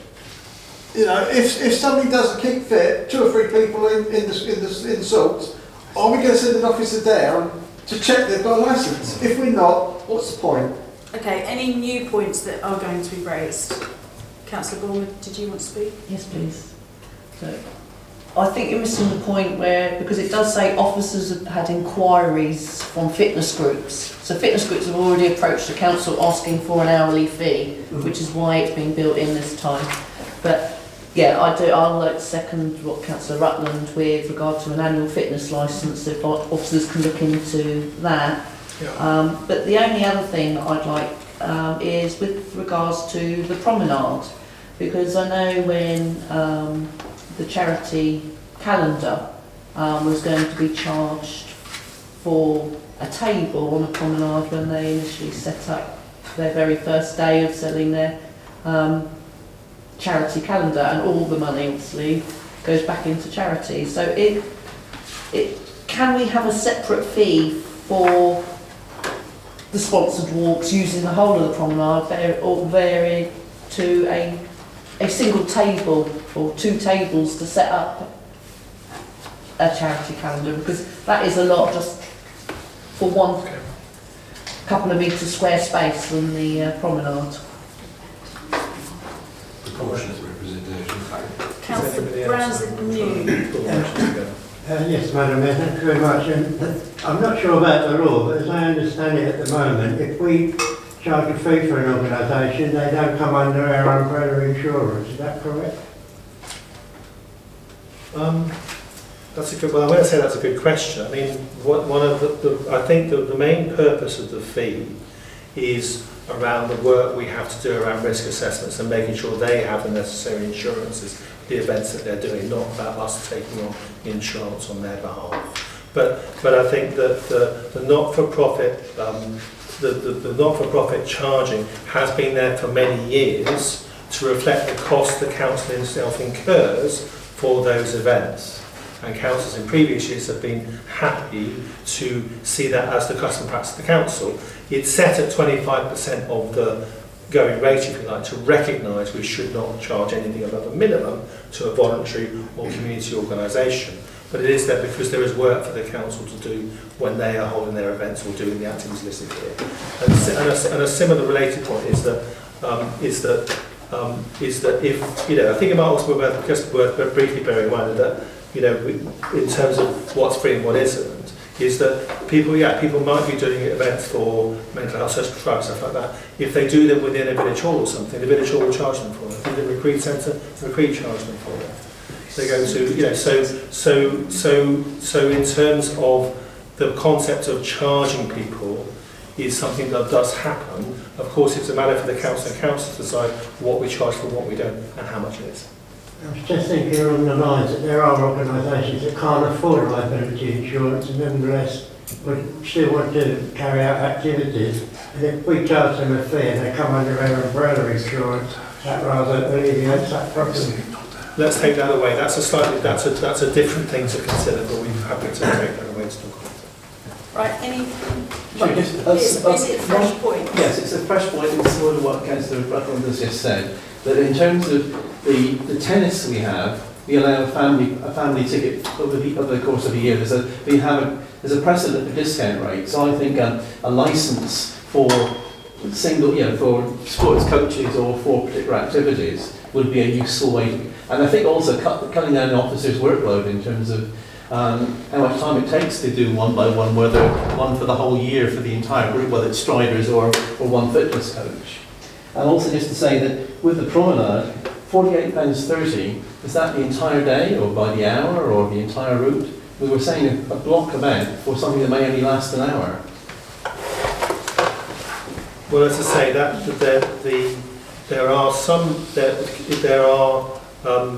if councillors wish to amend promenade to put hourly fee upon request to promenade as well, we can do that if councillors prefer that. In the interest of consistency, I don't see that being a major issue, to be honest with you. Okay, so lots of, again, a bit like the last meeting, lots of great discussion there, great chair to have everyone saying all of their points.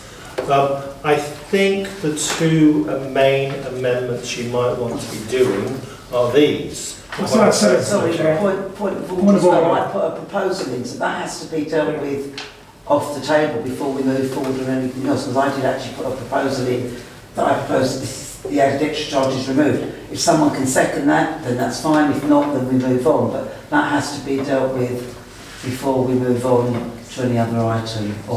Exactly. What I was just seeking, as proper officer, I was seeking to clarify the points that are being made, Councillor Dunn, to see which motions would then be taken forward to be seconded.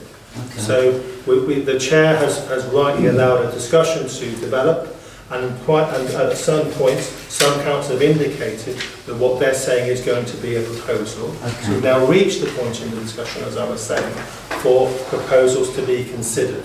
Effectively, point of order, Chair. Chair, would you like to hear from Councillor Dunn before we proceed further? Well, I'm very happy to do so. Thank you very much, Chair. I've had my hand up about half a dozen times, so I'm very disappointed that you did not actually ask me to speak. So I'm actually disappointed with the town clerk for not letting me speak. I am chairing the meeting.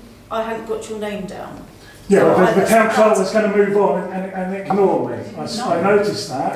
That's my responsibility as chair of the meeting. So, Councillor Honeyman, please make your point, but only if it's a fresh point. This is a fresh point, and you have not made it yet, and I'm still disappointed with the town clerk.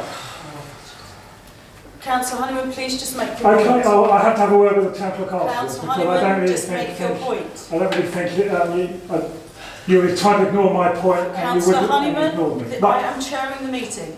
Okay, a couple of things then. I'll just say another thing about Parkrun. That is an exempt organisation. The Department of Communities, Local Government exempt. There are no charges from 2018, as clarified in 2021 for Local Government Act. So there's no charges because the health and wellbeing outweigh any other issue that go amongst that. And also the ethos of Parkrun is to have free events. Okay, so we can't. So you're not touching Parkrun at all, as you know. As you're not able to do that because that's been proved in various other previous consultations. Seaford Striders, personal interest, I'm a member but not an active one at the moment. It hasn't been talked about too much at the moment. They will have risk assessments in place, as Victoria was talking about, the the ones which they'll have generic and specific ones to do with the various routes that they take along town. They'll be approved by the English Athletics, and so if you were going to start charging, would you have an officer here who would be double checking all the risk assessments and where they're going to do it, and would they be overriding what's said from specific ones that they written from the English Athletics, or would you have a specific one the town council use? That hasn't been clarified at all today. That's a little bit disappointed about that side of things with other clubs and communities. Okay, thank you. Well, that's basically the issue. That is even though the participants did talk about Seaford sliders, hasn't been really talked about in the discussion at all. Thank you. Thank you. Okay, Chair. Well, just to say that I did not deliberately ignore Councillor Honeyman. I'm sorry he feels like that. I was under the honest impression the discussion had been completed and we were proceeding to the motion stage of the discussion. I'm sorry for them if an honest mistake was made. I would never ignore anybody in a meeting. That's not how I operate at the town. So as I say, so Chair, it looks like we want to have proposals around item G, fitness exercise classes. Also we had one about item F, Salts Recreation Ground. And we also might want to consider an amendment stroke further information for Seaford Promenade. Okay, so Chair, shall we start with Councillor Dunn? Would that be the place to start perhaps? Yeah. Well, my proposal was I propose that the added extra charge is removed. I need a second now. Which one? Which Sorry. The hourly rate of £57 for the Seaford Promenade. That's what I want. Yeah, just that. The flat fee, no, because that's always been there. It's the added extra charge of the hourly rate. So, thank you. Yeah, just see if they want to pass to councillors wish to pass that motion. Right, can I have, we've proposed and seconder, all in favour?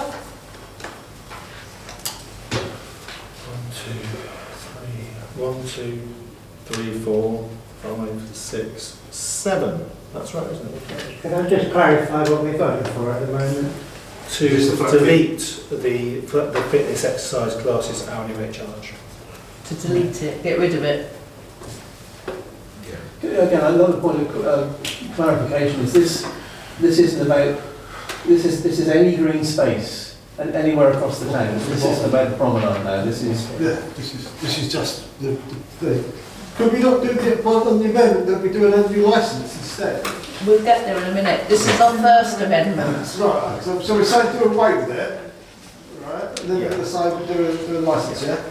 That's what I'm thinking, is why do an annual licence? I think I'm voting against it then. I'll vote for the annual licence. Well, I'm taking Councillor Dunn's motion. If councillors wish to propose amendments to that motion, you are free to do so. If we propose amendments, that includes the annual fitness licence? How, if it's going to be removed? Oh, sorry, not removed, but if... It would be replaced with... Replaced with, that's the word. Yes, it would be replaced with an annual licence. Yeah. To be decided. To be considered. So what we've also, it's changed so many times since we've been sat here the last 5 minutes. What we're actually voting on now? Well, the fitness and exercise. Fitness and what? The officers. Right, so does that mean then everyone will have to get an annual licence rather than paying an hourly rate if they want to? Sorry, public participation's finished, I'm afraid. Could I just make one point? No. Listen, we need to know what we're going to vote on now. Yeah. I'm not going to... So Councillor Dunn has proposed as a seconded motion to delete the fitness exercise classes hourly rate charges. Yes. Right? So councillors are now can consider whether they wish to now vote in favour of that motion or against it, or does somebody want to propose any amendments to Councillor Dunn's motion? You can choose, as has been identified, to take Councillor Dunn's motion and determine it, and then decide if you want to do any more motions, having done that one. It's entirely, I'm sorry, I'm not trying to confuse you, so it's entirely up to you.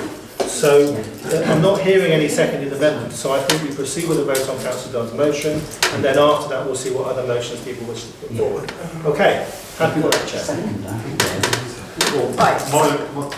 I would amend it to have a licence fee, an annual licence fee for exercise classes.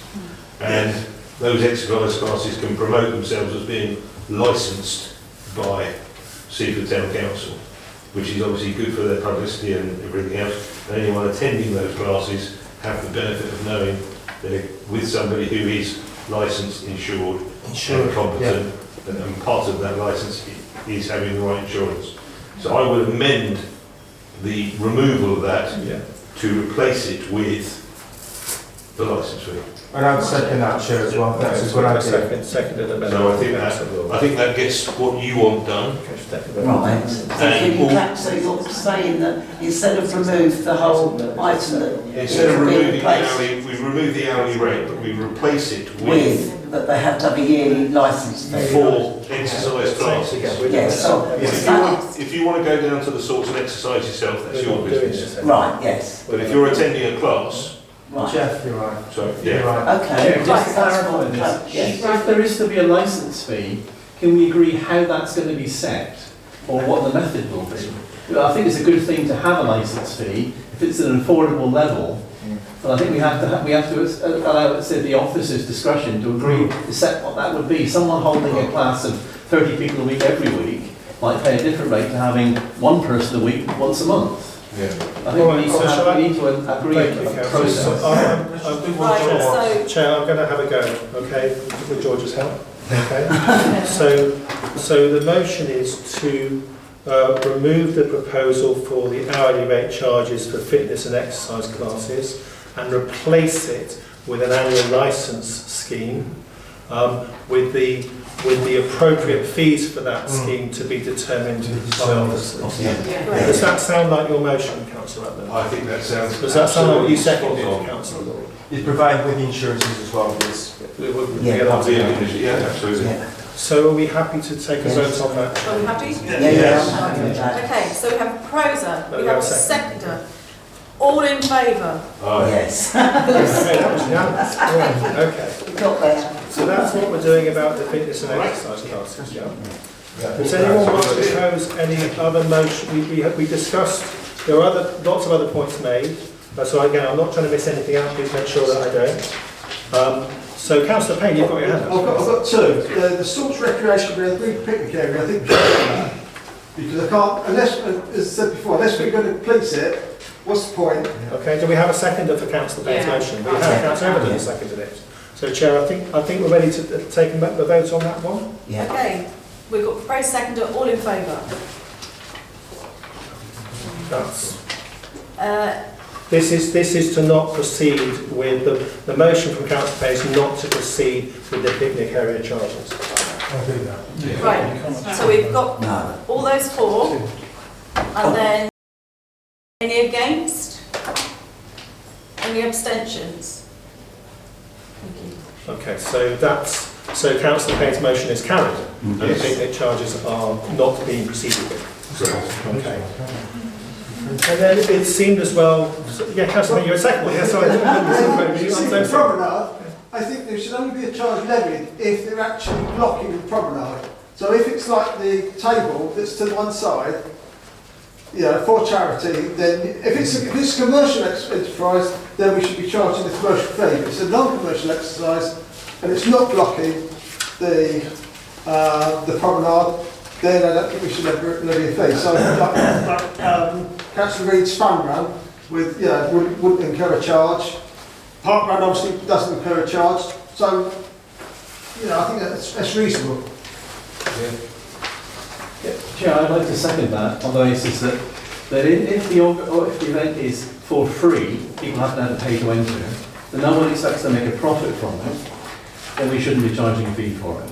But if somebody is charging on a profit-making basis, that whether it's a not-for-profit organisation or not, if they're paying wages or whatever, I think it should be, if it's truly, old-style charity, it's for public benefit, you're not being charged to be there, and you do it for free. I don't think we should be charging them £48 to be there. So to be clear, Councillor Reid and Councillor Payne, you're proposing that we take a different approach on the promenade from our other sites? Yes. In terms of the fees that we charge? Chair, I would justify that on the basis that it's a public right of way. Councillor Ormond's I was just trying to clarify it, that's all. The only thing with that is there's still officer time involved in when a charity wants to do a sponsored walk on, and there's going to be officer time involved to check their insurances, to check their risk assessments. So you're then saying that Seaford Town Council bears the cost of that ourselves rather than actually charging them something. Yeah, because I thought that's what this was about. It's about covering the cost. Covering our costs. About charging people so that we make money. It's not our profit, it's the fact it's going to take an officer and it's paying that officer to spend time checking all their insurances. Right, we're going to go around in circles here. Right, is anything fresh to come? Right. Could we not work out what the officer time would be for events like this and take it off of the annual charity budget? So the officer's time is charged, and we're giving the charities that money rather than them pay us, and then they apply for apply for a grant, and then we give the money back. For different people. Chair, different fresh, and then I really want to wrap this up. Yeah, pub closes at 11 o'clock. Chair, what was said to I'm me... 35 minutes in this discussion, so... Come on. Well, what was said to me was that when the shingle is across the seafront, volunteers turn out to clear it. Yes. When there's litter across the seafront, volunteers turn out to clear it. Yes. So isn't it reasonable to say we give them something back by letting them use the seafront for free? What if they said we won't clear shingle unless you pay us, we won't pick up litter unless you pay us? You've got to be giving something to the charity sector. There's lots of people with goodwill. I think this gives the wrong message by saying you've got to pay. So the motion is, so I'm going to check out the motion. Can I check out, I've got my motion right here. So the motion, so you're proposing that for the Seaford Promenade, we waive the charges for not-for-profit and voluntary groups. Yeah. That's the motion. Okay, so Chair, I think we can take a vote on that. Councillor Honeyman, sorry. Right, thank you very much.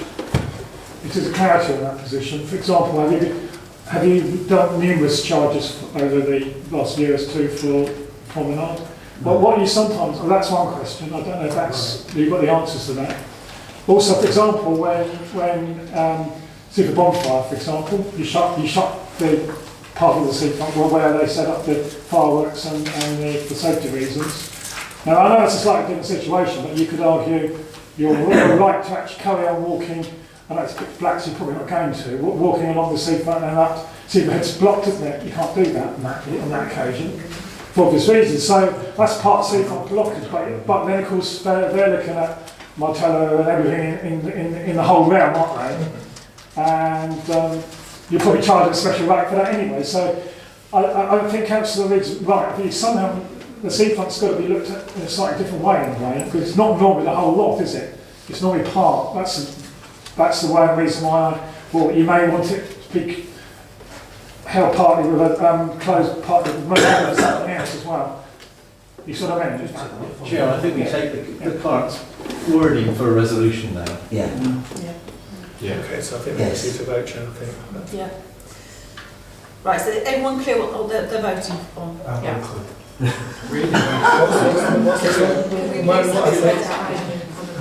Yeah. The proposal is that we waive promenade fees for not-for-profit and voluntary groups on the promenade. Yes. As long as you don't block off the promenade. Yeah. Raise your hand then. Right. Councillor Rutland, are we proposing? I'll propose it, yeah. Proposing, right. Can we have a second? Yes, you proposed it, I'll second it. Right. What we've all for now? George has just read it out again. Georgia, would you mind reading it out again, please? Actually, I've got another point for something else. Honeyman, you've had a chance. Yeah, but it's clarification again. Listen. It's been proposed and seconded to waive promenade fees for not-for-profit and voluntary groups. Yes. Where it doesn't block off the promenade. I don't think. Can I just ask one more There's thing? It doesn't help you there's no think about difference, it. no? Councillor Honeyman, we've gone proposed, we've done the seconder, we now need to go to the But vote. if there was a road event, Yeah, we go to the vote, please. We need to go to the and there's a vote. cloud, then who's that? Right, okay. All those in favour? 1, 2, 3, 4, 5, 6, 7, 8, 9. Okay. And any against? 1, 2, 3, 4, 5 against. Any abstentions? We've Okay. got free parking, we're more than we want. That's carried. That's carried 9 to 5. Stop the parking. Right, so Chair, do we need to check if there's any other motions needed for this item? Or have we covered all the points now that councillors have wished to? Right, Thank you. okay. Are we done? We're done.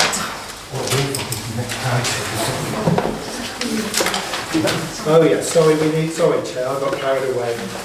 So the remaining, we need to take the original motion 1 and 2, so that the rest of it will stand. Okay, so. Yes. Proposed, that Councillor Ruttman's proposed it, Councillor Payne has seconded it, all in favour? Okay, that's unanimous. Thank you. Thank you very much. I'm going to recommence the meeting. Right, agenda item number 12. To seek approval of the meeting's timetable for the May 2023 to May 2024 municipal year. Thank you. Again, the timetable is attached. Just to say, the thing you might notice when you do the timetable is you look at the number of meetings, which is the little number up the top, and then you add on the town forum actually, because that's actually a meeting as well. You get 45 meetings for the year before we do anything else. So it shows what a busy council they are, and how much, and it's great the time you give to make all these meetings possible.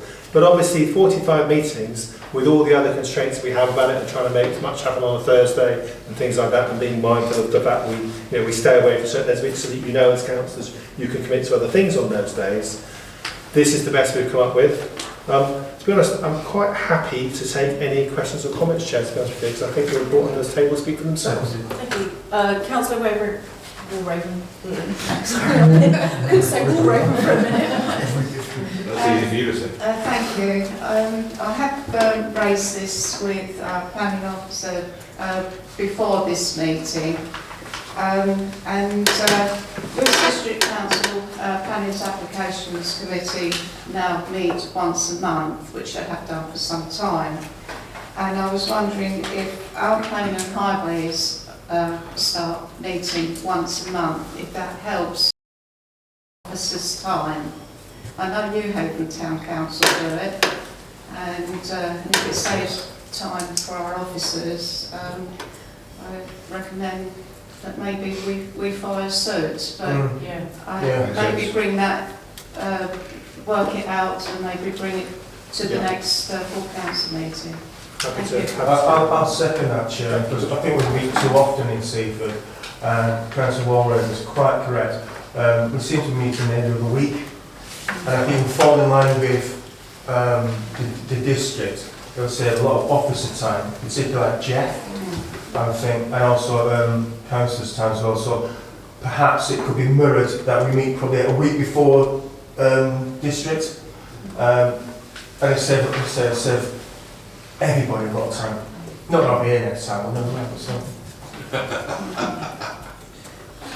Next was Councillor Payne. I was just wondering, the full council meetings where we've had like monthly, we've been able to make them short, apart from this one, sort of fairly shorter.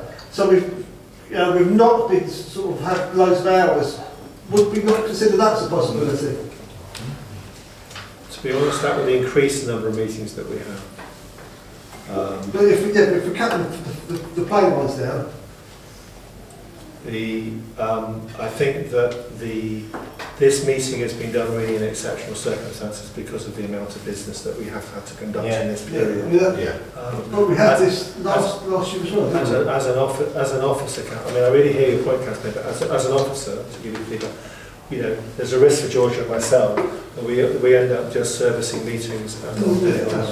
So that we have to have enough gap between meetings to be able to actually do some things between them, really, to be honest with you. Councillor Bournemouth. Yeah, thank you. I agree with Councillor Walraven with cutting down the planning meetings, because we've struggled to get committee members, and I think a lot of that is down to the amount of times that we've been meeting as well. So to do one a month, it might encourage in the next term, or to have a full committee of 10 committee members rather than just the 6 and 7 that we've been having. This is a lot of work that goes on leading up to planning applications for councillors on that committee to do. Yeah, absolutely. It's not just reading an agenda. Sorry, I'm sorry. Lots of preparation. Yeah. Right, any further questions? So do we want to put that as a proposer? Yeah, so we'll note the contents report and adopt an amended 23-24 timetable with monthly planning and highways meetings. I'll second that. Yeah. Right. Carry on, not quick enough. Looking into that. Right, okay, so, All in favour? no, hang on. Councillor Walraven did ask for it to come back to the next meeting, Yes. just to So, see if it can so be we organised. will, I mean, I think that we can proceed, but on the understanding that we will bring it back to the March meeting. Okay. Yeah. Okay, right, so all in favour? Any against? Oh, okay, no, all okay. Right, so we're all in favour, thank you. Okay, item 13. Item 13 is to introduce details of the Civility and Respect project and consider passing a resolution to sign up to the Civility and Respect pledge. Thank you. I'm very grateful to the person to my right for the work, the really great work they've done upon this, to actually go away and find out the information you need to understand this pledge, the reasons why we might choose to adopt it, its adoption by others, and what it would mean for us in practice. And really, the key thing I think is section 2.2 of the report, where it says signing up means agreeing to the following statements, and you can see the 7 statements listed there that we would be agreeing to. But as I say, the NOUT's view is very much that we want council to do all we can to show that we work constructively, listening and paying attention to others, consideration of people's feelings, following protocols and rules, showing appreciation and thanks, and being kind to one another. So I say, I'm very happy for councillors to now consider if they want to adopt it. Thank you. That's a great idea. Yeah. No questions? I propose that, so Right. I'll second it. Okay, second, all in favour? Right. Thank you, councillors. Thank you. Excellent idea. Short and sweet. Okay. Right, to council, start again. Agenda item number 14, to introduce details on an early day motion and consider passing a resolution to support early day motion 611 and contact the local MP asking that they back this motion. Again, grateful for all the report that's been done on this report. And again, I think it's you know, happy to take points from council in a minute, but it sort of speaks for itself in terms of saying, really calling upon government to put in place some mechanisms to make it possible for, you know, for poor behaviour to be held more effectively to account. We all, you know, you're very familiar with the current arrangements, and some people would view those as having, you know, having some limitations to them and needing to be strengthened. And that's what this early day motion is seeking to do, is to ask the government to actually put those strengthening measures for local councils in. Thank you, Chair. Happy to take questions, comments from the floor. Sounds good. I support this. Hang on. Councillor Honeyman, are you asking a question? No, I just add something. Councillor Honeyman. Thank you very much, Chair. Yes, I did check the early donation. It's not actually, it wasn't actually Maria Caulfield's actual home one. It's I've got the name, but it's cross party effectively in the Commons. So everyone knows that this is cross party. So it's prominent members from all parties concerned. Thank you. Councillor Bournemouth. Yeah, thank you, Chair. With early day motions, ministers are not allowed to sign them due to the Ministerial Code of Conduct, and our MP, Maria Caulfield, is a minister. So we could write this letter to her, but all she'll do is reply saying that she cannot sign it.